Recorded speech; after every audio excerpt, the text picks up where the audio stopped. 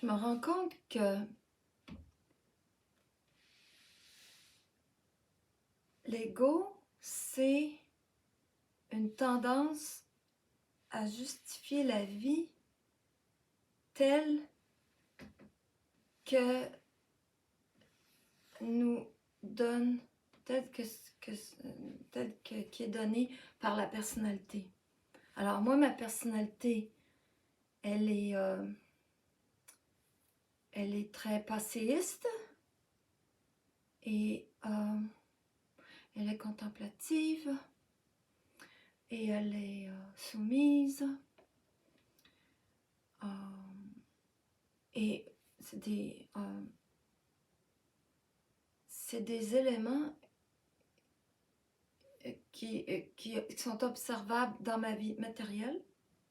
Personnalité, c'est un peu plus du bord matériel qu'on peut l'observer et beaucoup plus difficilement du bord de notre relation à l'occulte. Et j'observe, ça fait un bout, mais là, commencer à mettre les points sur les i, que ma relation à l'occulte, elle est le reflet parfait de ma relation au matériel, au relationnel, et que là où je souffre dans le relationnel, c'est excellent parce que de vouloir arrêter de souffrir, ça va me faire mettre de l'ordre dans ma vie planétaire et dans ma vie occulte. J'ai pas repéré le désordre dans ma vie occulte, j'ai repéré le désordre dans ma vie planétaire. Je suis encore au niveau de ma vie occulte à observer ce qui sont les mécaniques. Ok, disons, tout le phénomène, c'est quoi le mental, c'est quoi l'éther, c'est quoi l'énergie. Je commence là, c'est vraiment, vraiment un début. Je suis à la sortie d'une grande introduction à ma vie, à ma puissance dans l'occulte, qui était un chapitre théorique. Alors ça s'est beaucoup construit avec Bernard, et puis par la suite, avec l'influence de la communauté supramentale Facebook, etc. Et les échanges, parce qu'avec Bernard, je n'ai pas eu d'échange, mais les échanges que j'ai eus avec la communauté supramentale Facebook m'ont permis de prendre la parole, par écrit ou autrement, et de préciser c'était quoi ma vérité. Je comprenais que ma vérité gagnait à être très, comment on va dire ça, volatile, très vite remplacée par une autre vérité, une autre impression, une autre image. Et donc j'ai pu aussi aborder ce sujet-là, qu'est-ce que la vérité? N'empêche que, même si je prenais une distance avec la faculté, en guillemets, de croire, donc la faculté de croire en la vérité, malgré cette lucidité relative, il n'en reste pas moins que j'étais dans une vérité de fond qui est ma personnalité. Et parce que dans le fond, de quoi je parlais quand je disais là, la vérité n'existe pas, blabla, je parlais de ce qui pouvait être amené comme description de la mécanique de la vie. Donc on restait très technique, je restais très technique. Puis je croisais des gens qui n'étaient pas du tout comme moi, dans une précision. Et puis là, je me disais, ah, mais ces gens-là, ils sont flous, ils sont intéressants. Je les fréquentais. Les contraires s'attirent. En tout cas, moi, j'étais attirée par eux. Mais je ne pouvais pas retirer, de quoi me mettre sous la dent dans ma recherche. Je me croyais que j'étais plus en recherche parce que je me voyais pas aller délibérément à la recherche de données, mais je côtoyais des gens dans une approche curieuse. Donc j'étais dans la recherche. Et c'est correct. Les stades sont lents à passer à quelque chose de... Où on sent qu'on est vraiment rendu dans encore un nouveau chapitre. Et donc, pour revenir au sujet des échanges, c'était quoi les sujets des échanges? C'était donc la mécanique, ça pouvait être que la vérité n'existe pas, mais j'étais pas en mesure de me rendre compte que je croyais encore.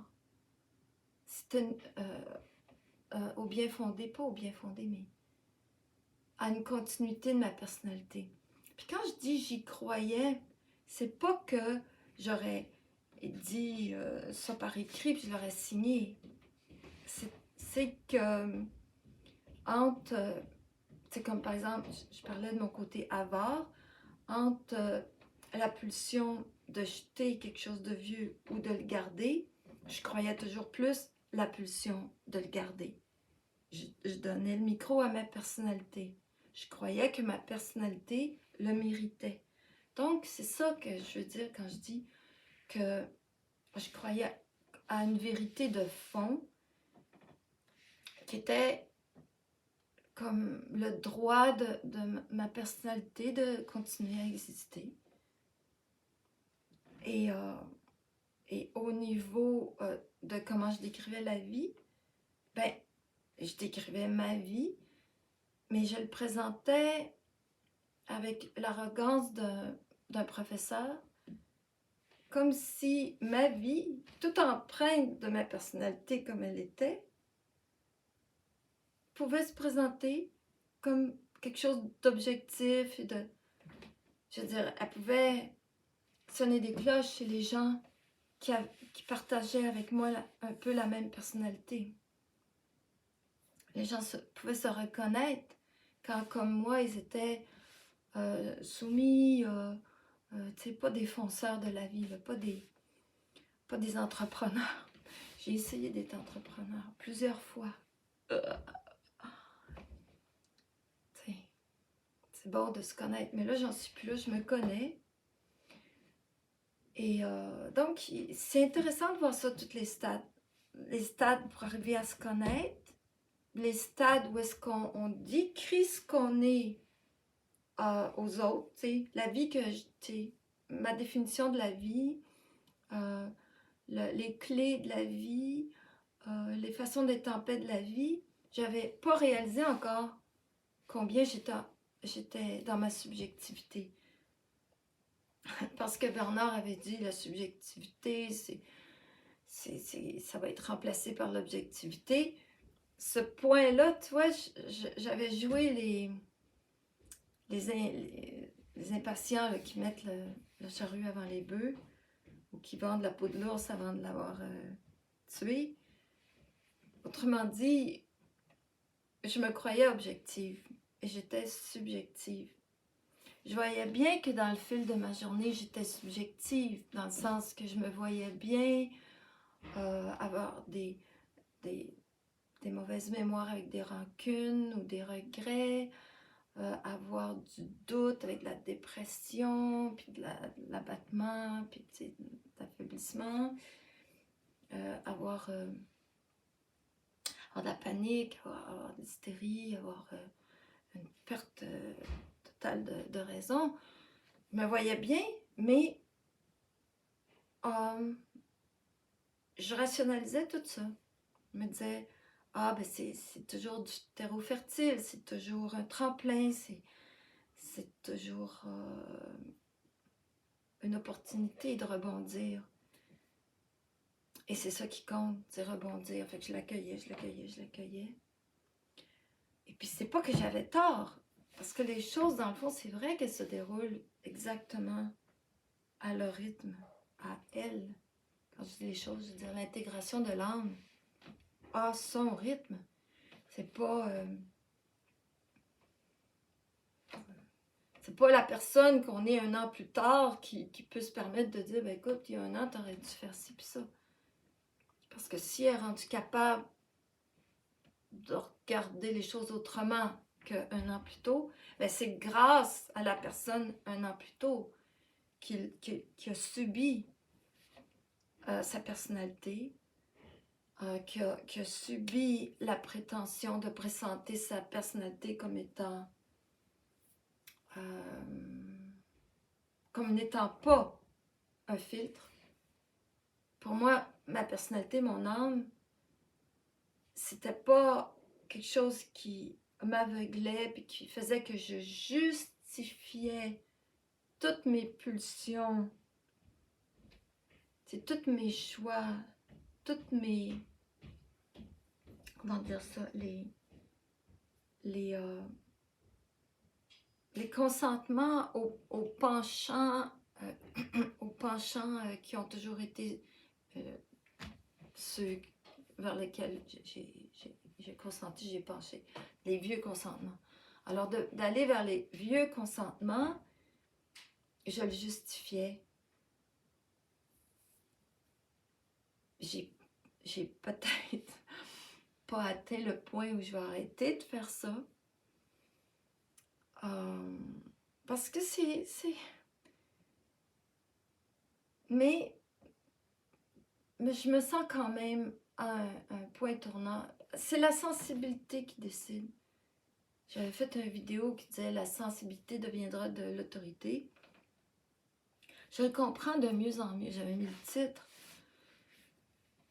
La sensibilité devient de l'autorité même sur l'occulte. Ça devient l'autorité, par exemple, la capacité de contester une facture de plombier, la capacité de renoncer à beaucoup d'investissements dans un projet parce que le projet ne tente plus. Il y a une perte financière. Donc, ce genre de